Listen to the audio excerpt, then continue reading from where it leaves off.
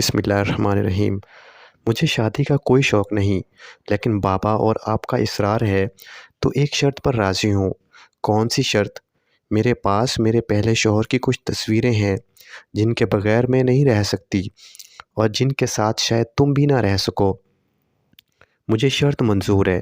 ان دونوں کا رشتہ طے ہو گیا اور وہ بھیگی پلکوں سے ماضی میں بھیگنے لگی۔ آج سے کئی سال پہلے جب ایک خوبرو لڑکا اس کا رشتہ ماہر آیا تھا تو بابا نے کہا تھا، میں رشتہ نہیں دے سکتا، میری بیٹی اکلوتی ناز و نام میں پلی بڑھی ہے، ذات بھی ہم سے کمتر ہے اور مالی حیثیت بھی، لیکن اس نے کہا تھا کہ میں آپ کی بیٹی کو بے انتہا جانتا ہوں، روٹی کی کمی نہیں ہونے دوں گا، لیکن عزت اور محبت کی کمی کبھی بھی نہیں ہوگی۔ بس اس کا یہی ایک جملہ تھا جس نے مجھے ڈھیر کر دیا تھا، اور یوں میرے اصرار کی وجہ سے اس شرط پر اس کے ساتھ شادی ہو گئی کہ میں اس سسرال میں کسی کام کو ہاتھ نہیں لگاؤں گی۔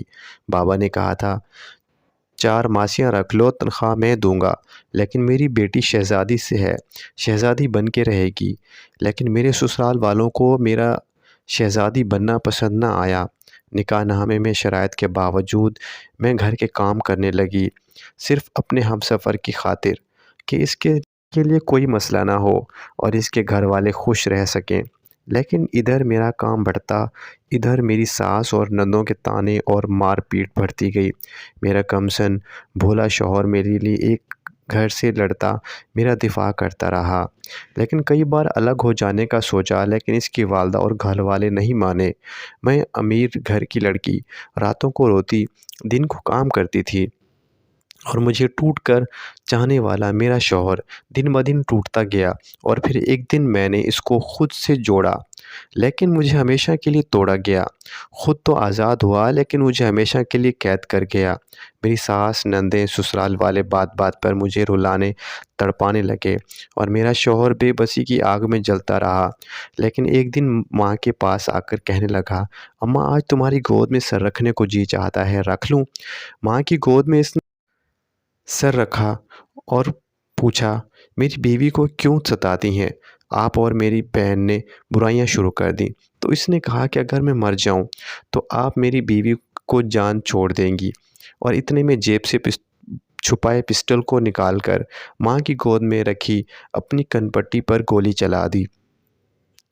جس گود نے زندگی دی تھی میری خاطر، اس گود میں زندگی دے دی۔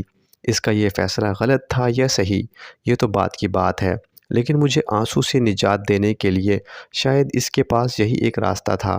آج سے اس کو مرے ہوئے 5 سال ہو چکے ہیں، لیکن میں اس کی تصویروں کے سہارے آج بھی اس کے ساتھ ہی جی رہی ہوں۔ میں اب بھی اس کے گھر جاتی ہوں، اس کی محبت کی خوشبو کی قید کرنے، اس کی یادوں کو سمیٹنے، اور جہاں جہاں ہم بیٹھتے تھے اور وہاں بیٹھے۔